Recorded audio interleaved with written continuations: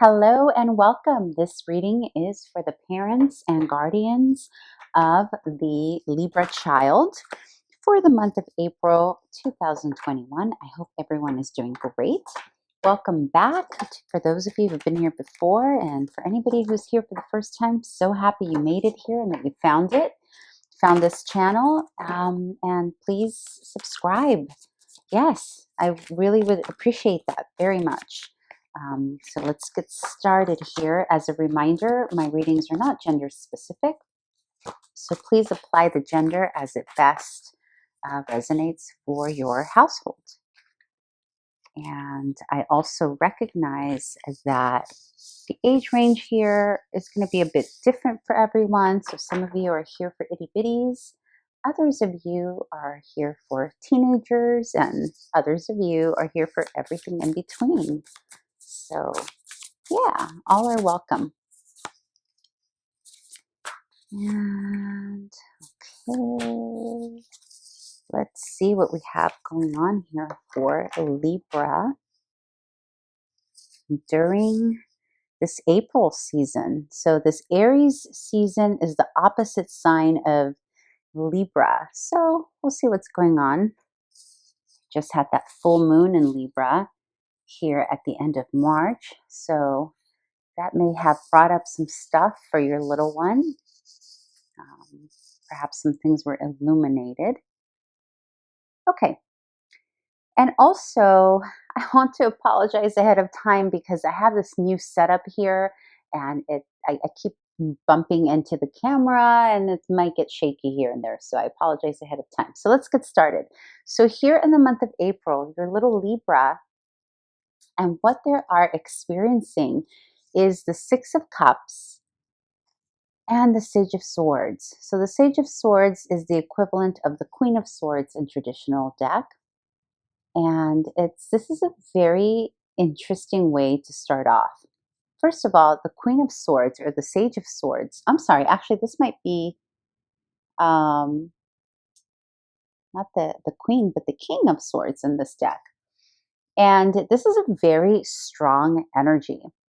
This is about very clearly knowing who you are, standing very firm in your knowledge, your intellect, your words, being very firm, taking no prisoners in terms of what you wish to communicate it and how you wish to communicate it. It's a very mature energy. It's a very clear energy. And it's coupled with the Six of Cups, which in many ways is very different energy, because one of these energies is very cerebral, intellectual, matter of fact. These are the facts. And the Six of Cups is very gentle and loving and patient and nostalgic. And it's all about, the memories of the past, but also recreating memories of the past in the present moment. So this is interesting because what this tells me is that your Libra is balancing these two opposites, right? And not opposites in that they oppose each other, but potentially opposites that can very well complement one another. Although the Sage of Swords can potentially be a little cold. So here's what I see going on. I see that this could potentially mean that you have a little Libra here who has maybe taken the position of some authority here, right? So perhaps you have a little Libra here that's moved on from this phase of, potentially moving out of grammar school into middle school, or however it is set up wherever you live, but matriculating from one seniority level to another, or matriculating into a higher level of seniority in terms of other kiddos, right? Because we no longer see little Libra in this energy of the past and being in full bliss. We have this, and it quickly moves into this grown-up type of energy. So I'm getting the sense here that for many of you, you are observing that your little Libra has gone from this very sweet, loving nature of being, enjoying their childhood into a very grown-up kind of way of seeing things. Okay, because this is very intellectual, grown up, you know what you want kind of energy. And for a little person, this is kind of big energy, right? Not this. This makes a lot of sense. But this is what they're experiencing. Another way that this can be seen is a little bit of maybe authority over what they actually want to do. So, for example, some of you may be dealing with a little Libra who really just wants to be in this space of staying with the way things were, right? That could be staying with old childhood friends or just continuing to play in the ways that they're used to playing. But then we have potentially an adult here laying down the law and the rules, right? And this could be very much your little one could be experiencing this a little heavy-handed. Not in a negative way, but just more like, oh, do I have to, mom, or do I have to, teacher? I really just want to do this. This is like the Reese's card, right? Wanting to be out in on the yard playing with your buddies, and this is the let's get back into the classroom and learn energy, and have someone have authority over you in terms of like almost like a teacher type of energy. So there's a little bit of interesting combination going on here, but this is neither negative nor positive. This is just simply what your child Libra is experiencing during the month of April. So let's see if there's any conflict with it or any contradiction or challenge. That's what this position is. Okay, so we have the High Priestess and we have the Daughter of Wands. Yeah, so there's an energy here that, you know, there's a conflict. This is the conflict, right? On one hand, the High Priestess wants to just be, wants to dream up, wants to kind of explore their own fantasy worlds in their head. It's a very idealistic energy. It's very much in dreamlike state. It's very much the creator, the intuitive. And then you have this other energy, again, opposite energy to some extent, of wanting to start something new energetically, to take action on some new endeavors, right? So if this falls in the challenge position, what it's telling me is that there's a challenge with integrating these two energies for your little one during the month of April. And it makes sense because it is very similar to what's going on here. On one hand, one is dreamy, fun, lovely, and on the other hand, there's just very grown up energy. So the same with this, right? So the challenge is balancing the action versus the dream state of your child during the month of April. So what does that mean? So for example, let's say you have potentially someone who is, you know, dreaming up different fantasy worlds in their bedroom, but they're not really getting out and about and taking action and other things regarding um, other projects that they may need to be done, have to get done for schoolwork or even at home, whatever chores. But this energy here, Daughter of Wands, is pretty much the Page of Wands. So it's about taking the first steps to take action into whatever is needed to take action. Okay. And the High Priestess kind of doesn't want to do that. The High Priestess is not an action, it's a dreamer. It's you know, very ethereal. It's very, I'm just going to float up here and dance with the fairies kind of energy. Okay, so that's the struggle for your little one here in April, this duality, and they both need attention, but how do you balance that, right? So you're going to notice some of that little bit of tug in your little one here, potentially already happening in March and even spilling into May a little bit.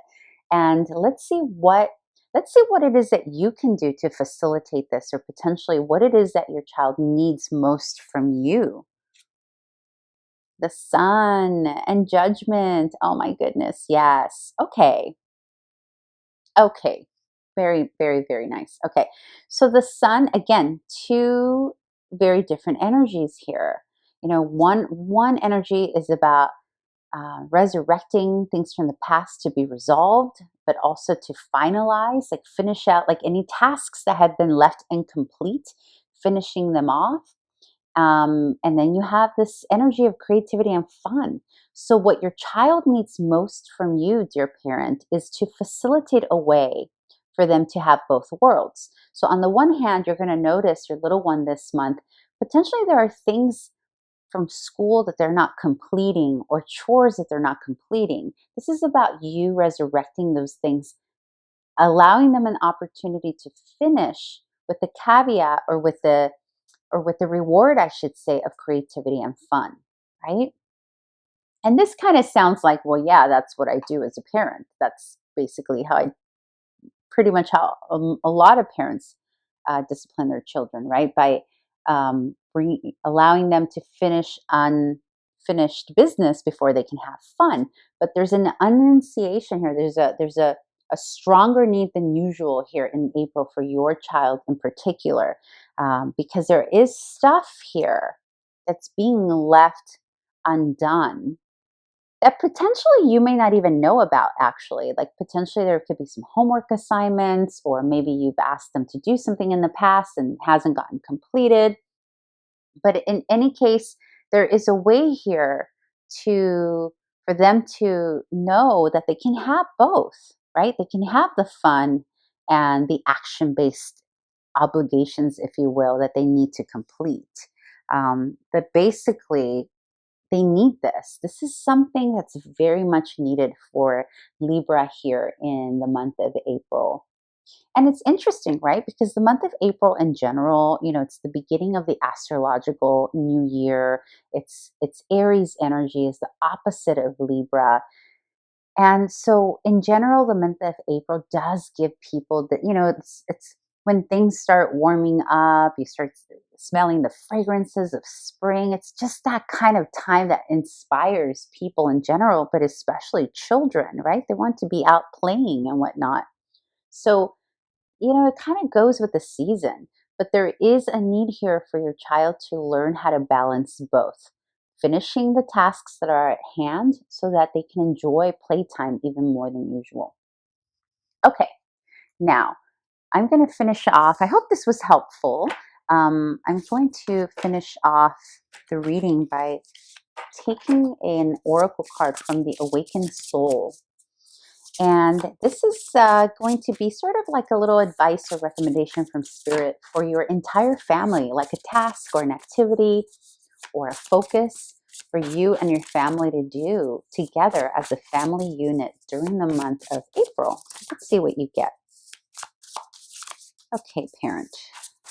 Libra's parent and guardian and their family. Compassion. Aww. That's so sweet. I'll show this to you in a bit. Look at that.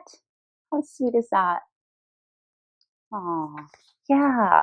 So part of this dichotomy, if you were, duality that your child is going through is because there is a heart space opening, right?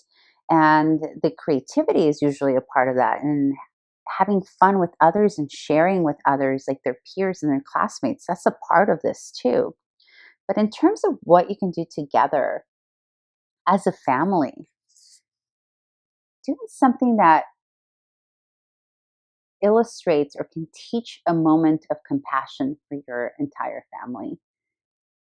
I'm actually I'm getting a very literal message here because, literally you may need to just take your family to the zoo, right? And be an interaction with animals, although sometimes the zoo can be really sad just to watch the animals. But anyhow, in whatever way you can do that, potentially even just going into nature to teach the family about compassionate towards other beings, not just other humans, but animals and other beings. This could be an aquarium, a zoo, whatever, in whatever ways you feel your family can absorb the message of compassion. But there's something here, and perhaps even just easing on your children about this duality and what needs to be complemented and balanced here.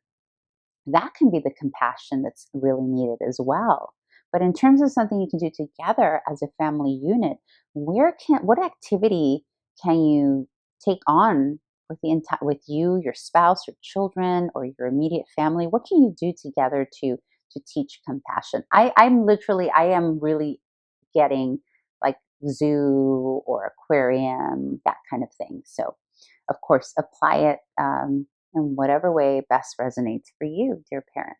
Okay, so that's it for this month, and I hope to see you back here in May. Thank you so much for allowing me to be a part of your family space for these few minutes. Okay, ciao.